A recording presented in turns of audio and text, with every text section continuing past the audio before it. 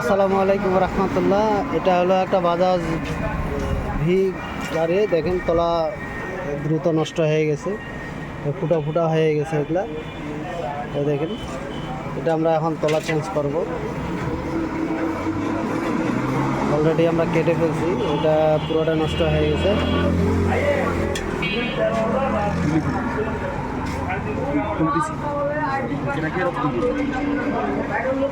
পুরো ভিডিও দেখবেন ইনশাআল্লাহ, সাথে থাকুন।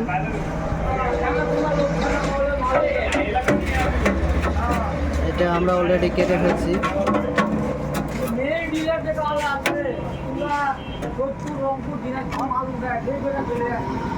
দেখেন এখানে ময়লা জমা হয়ে এটা কিন্তু নষ্ট হয়ে গেছে, ফুটা হয়ে গেছে। কারণ ট্যাঙ্কি নষ্ট হওয়ার কারণটা হলো যে আপনারা পরিষ্কার করেন না, বা আমরা পরিষ্কার করতেছি না, তেল ঢুকাই আর চালাই, তেল ঢুকাই আর চালাই।